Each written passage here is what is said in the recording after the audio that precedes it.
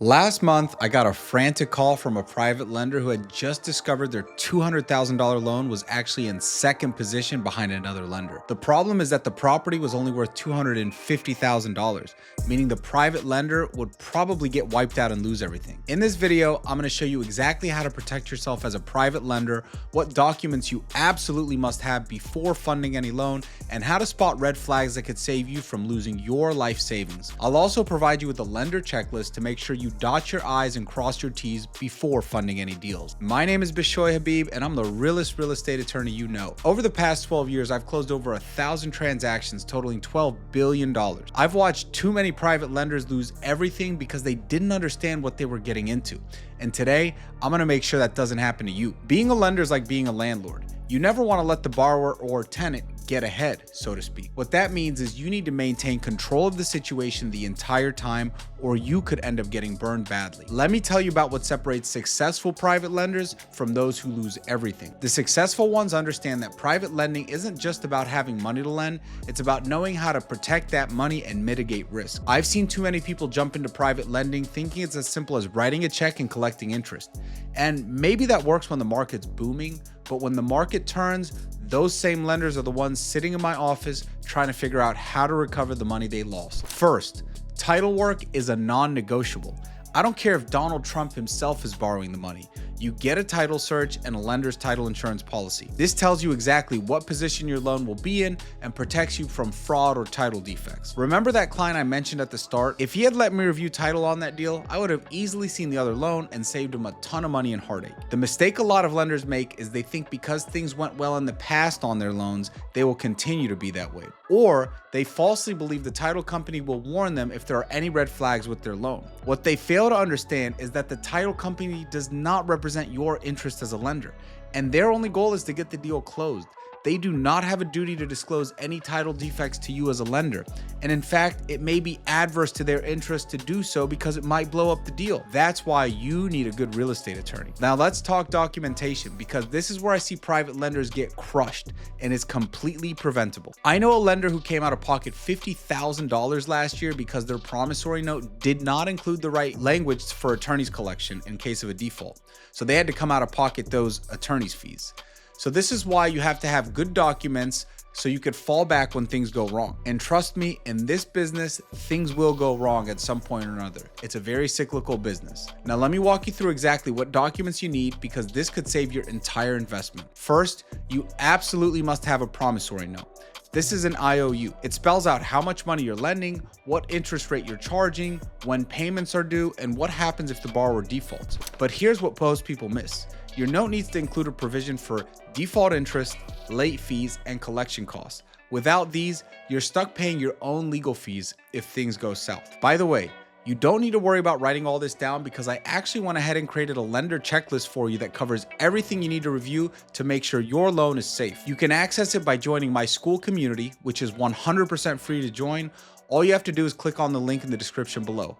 I also threw a promissory note in there and a mortgage template in case you guys want to take a peek. Second, you need a mortgage or deed of trust depending on your state. This is what actually secures your loan against the property. Your mortgage needs to include an assignment of rents if it's a rental property, cross-collateralization if you're lending on multiple properties, and specific default remedies that work in your state. Third, and this is absolutely crucial, get a personal guarantee from your borrower. It doesn't matter how well their LLC is doing on paper, you want them to personally be on the hook. Because guess what I've seen happen in the past when an LLC that was making millions at the time of underwriting defaulted on a loan. That LLC mysteriously had no assets left, and without a personal guarantee, you can't touch the borrower's personal assets.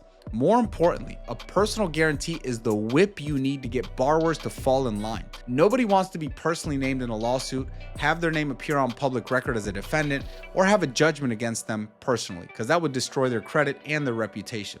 So don't underestimate how powerful a personal guarantee can be when it comes to getting a borrower to cooperate. I always tell my clients, in this game, it's all about leverage. You have to make sure you have leverage over the borrower and the property, and a personal guarantee is the ultimate leverage. Here's something most private lenders don't know about. If your state allows it, get a confession of judgment. This is like a nuclear option in your back pocket. It lets you get a judgment against your borrower without going through a court process. It's not allowed in every state, but I've seen it save lenders months of legal battles and tens of thousands of legal fees. You also need a rock-solid insurance requirement. And I'm not just talking about property insurance, although you absolutely need that. I'm talking about builder's risk if it's a construction loan, flood insurance if you're in a flood zone, and liability if it's a rental property. Get an insurance agreement that requires the borrower to maintain proper coverage and names you as the lender as a loss payee. This means if anything happens to the property, the insurance company pays you directly instead of trusting that the borrower is going to pay you if they pay the borrower. Here's a pro tip that most people miss. Require automatic payment of insurance and taxes through an escrow account. When a borrower tells you they paid the insurance but haven't, you're protected because you control the payments. The most successful lenders I work with do this on every loan. I've seen others learn this the hard way when the borrowers don't pay the property taxes, and you as a lender, you're not tracking that very much, so suddenly there's a tax lien on the property. Now, don't forget about an environmental indemnification agreement, especially if you're lending on a commercial property. This forces the borrower to accept full responsibility for any environmental problems that might be found on the property, like if someone discovers old oil tanks or asbestos, so you don't get stuck with the massive cleanup costs that could wipe out your investment. It goes without saying, but make sure you get an appraisal. If you're local, drive by the property as well. You wouldn't buy a house without looking at it first, so why would you lend against one sight unseen unless that's what you do? Now, let's say you do everything by the book and the borrower still defaults and ducks out of town. What now? It's time to foreclose. When it comes to foreclosure laws, there are two types of states. 30 states require judicial foreclosures, and the other 20 states allow non-judicial foreclosures. In judicial foreclosure states, like Florida, you have to go through the court system to foreclose, which typically takes 6 to 18 months and costs thousands in legal fees. Non-judicial states, you can foreclose through a trustee sale process that usually takes 2 to 4 months and costs much less. And this is determined by the state the property is located in. Before you make any loan, find out which type of state you're in, because this dramatically affects how long it'll take you to get your money back if things go wrong. Look, I know this sounds like a lot, but here's the reality. Private lending can be incredibly profitable, but only if you do it right from day one. Don't try to compete with the banks on rate. Compete on speed and flexibility while maintaining solid underwriting. The most successful private lenders I know might take an extra day or two to protect themselves, but they rarely lose money because they always adhere to the first rule of lending: preserve your capital. Remember, getting your money back is more important than making a great return. The graves of failed private lenders are filled with people who chased high returns without doing proper due diligence.